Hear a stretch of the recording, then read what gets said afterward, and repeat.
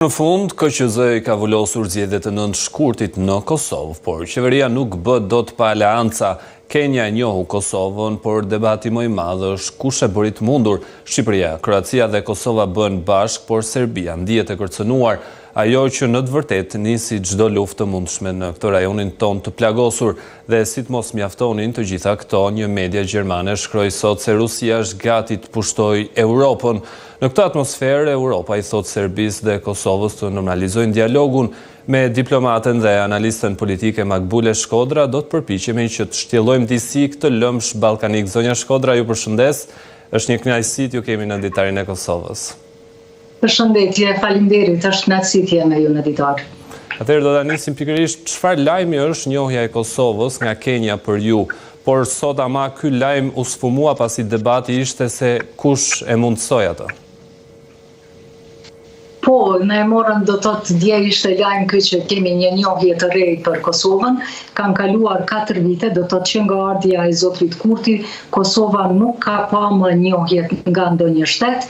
Njohja e fundit ka qenë gjatë kohës ish kryeministrit Abdullah Hoti, e mundsuar nga presidenti Trump, nga ajo marrëveshja e Washingtonit siç njihet, pra njohja nga Izraeli. Kështu që kjo njohje e re është lajm i mirë për Kosovën.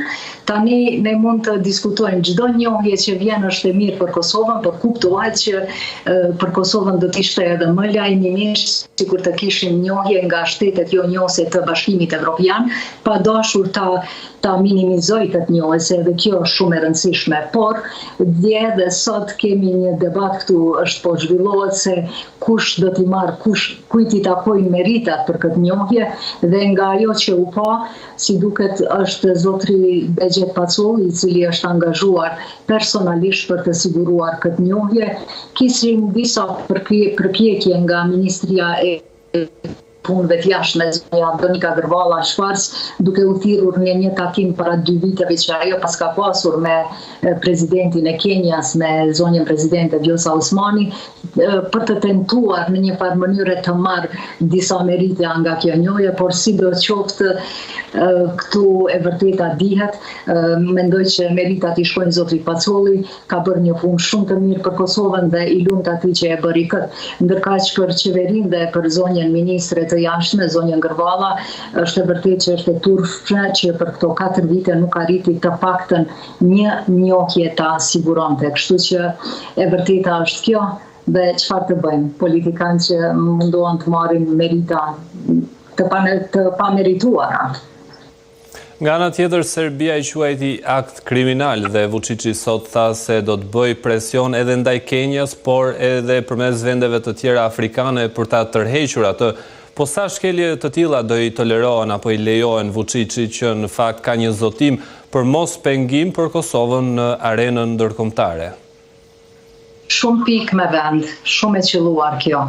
Tani ne po kthehemi në ato marrëveshje që janë nënshkruar dhe nuk po respektohen, që Vučić vazhdon pra të pengoj Kosovën në të gjitha mënyrat e mundshme. Do thotë aty ka një pikë ku shkruhet që Serbia, pra Vučić, nuk do të bëjnë përpjekje për të penguar Kosovën as në antarësim në organizata ndërkombëtare, e lëma do thotë në njohje që duhet të sigurojmë. Dhe kjo është një shkelje e radhës, madje u raportua që zonja e parë, pra zonja e Vučić, pas ka qenë në Kenya për të munduar në një farë mënyre që ta pengoj këtë njohje dhe fatmirësisht nuk ja ka arritur. Dhe këtu tani vim te pyetja kryesore se çfarë dhe sa duhet të tolerohet Serbia dhe çfarë duhet të bëjë bashkia ndërkombëtare. Në këtë rast po i referohem më shumë BE-s, pasi i kemi këtu dhe tani po shihet se qasja e administratës Trump është pakës më ndryshe dhe kërkon angazhim të Evropës për çështjet që kanë të bëjnë në Evropë, dhe pyetja ime është këtu se edhe sa do të tolerohet Serbia që të sillet në këtë mënyrë.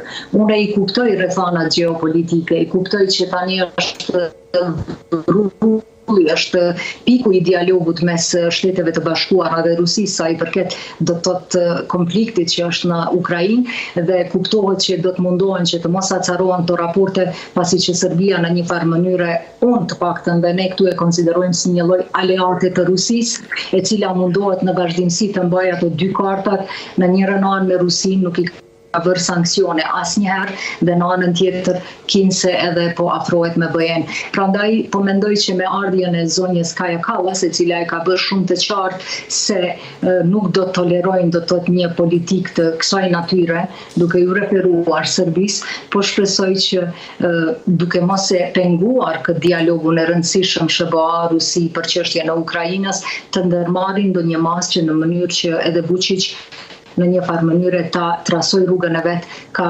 perëndimi, që besoj që patjetër do të jetë në atë mënyrë, sepse edhe popullata atje në atë mënyrë është, dhe të shohim se çfarë do të ndodhë. Të kemi parasysh këtu tani që edhe pozita e zotit Vučić pas këtyre protestave atje nuk është shumë e fortë dhe të presim të shohim, ndoshta edhe është çështje e kësaj që për të mos krijuar turbulenca edhe më të mëdha në Serbi, sepse më e pakta që nevojitet ndonjë konflikt apo diçka që të ndodh për brenda Serbisë do të mund të bartej edhe në Kosovë, gjë që Vučić do ta dëshironte në çdo mënyrë, dhe po besoj që ndoshta kjo është edhe arsyeja pse BE-ja po tregohet jo pakës, po ka një kohë që po tregohet më e kujdesshme në raport me Serbinë.